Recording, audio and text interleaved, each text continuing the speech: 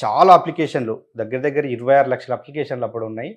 చాలా మందికి L1 officer pending అని చూపిస్తుంది.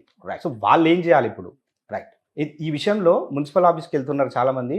వాళ్ళు మీకు వస్తుంది మీరు వెళ్ళండి అని చెప్తున్నారు అంతే. నిజమే. ఎక్కడ కూడా వాళ్ళు క్లారిటీ ఇవ్వట్లేదు. వాళ్ళు ఏం చేయాలి ఇప్పుడు? రైట్. గత 4 రోజుల క్రితం వరకు కూడా మనము వ్యూ అనే బటన్ నొక్కితే, మన అప్లికేషన్ ముందల వ్యూ అని నొక్కితే మనం అయాల ఏ అమౌంట్ అయితే పే చేసామో దానికి సంబంధించిన స్క్రీన్ షాట్ వచ్చేది. అది కూడా రాలే. దాదాపు ఒక 10 రోజుల పాటు అది రాలే, ఓపెన్ కాలే. మనకు కూడా ఓపెన్ కాలే, వాళ్ళకు కూడా ఓపెన్ కాలే. వాళ్ళు ఏం చెప్పారనంటే మీకు అప్డేషన్ ఇస్తాం ఆగండి అని చెప్పారు.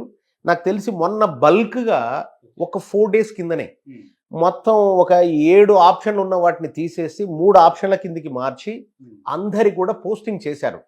అంటే ఆప్షన్స్ తగ్గించారు, చాలా తగ్గించి వాళ్ళు ఏమని ఫీల్ అయ్యారో L1 స్టేజ్లో, L1 లెవెల్ 1 స్టేజ్లో ఏ వాళ్ళకి అవసరమని భావిస్తారో. ఎందుకంటే అప్లికేషన్ మనం ఏదైతే అప్లికేషన్ పెట్టున్నామో అప్పుడు కేవలం ఏమడిగిరు అంటే కేవలం ఫ్రంట్ పేజ్ అడిగారు.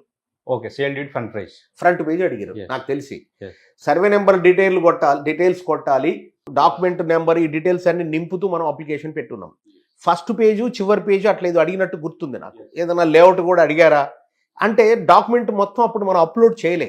కానీ ఇప్పుడున్న డాక్యుమెంట్లు ఏంటంటే ఇప్పుడు క్లియర్గా layout, sale deed, layout copy, link document, plot, site plan, ఈ 4 వివరాలు అడుగుతున్నారు. ఇవి దాన్ని కాస్త సైజ్ తగ్గించి అప్లోడ్ చేయాలి. అంటే పేజ్ మనం సేల్ డీడ్ లో చివరి పేజ్ ఉంటుంది, ప్లాట్ ప్లానింగ్, అది సరిపోద్ది. అది సరిపోతుంది. చివరి పేజ్ ఏదైతే ఉందో సైట్ ప్లాన్ అంటే అది సరిపోద్దండి. దాంట్లో ఎక్కడ ఏ ఊర్లో ఉంది అంటే దాని యొక్క జూడిక్షన్ ఏంటి, ఎన్ని గజాలు ఉంది, స్క్వేర్ మీటర్లు అయితే ఎంత ఉంది, దాని హద్దులు ఏంటి, వెడల్పు పొడు, ఈ డీటెయిల్స్ అన్ని ఉంటాయి. కాబట్టి సైట్ ప్లాన్ మీరు పెట్టండి, ఇవి అప్లోడ్ చేయండి. అంటే L1 వచ్చినప్పుడు ఇవి మనం క్లిక్ చేస్తా కానీ ఇవన్నీ సబ్మిట్ చేసుకోవచ్చు. ఇంటిమేషన్ అని వచ్చిన వాటిని మీరు ఫీజ్ అమౌంట్ క్యాల్కులేషన్ లెక్క చూసుకొని పేమెంట్ చేసేయండి.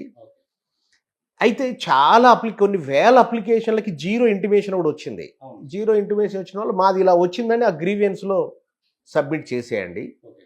సబ్మిట్ చేసేస్తే దే విల్ మళ్ళా వెనకకు మళ్ళీ పంపించే అవకాశం ఉంది.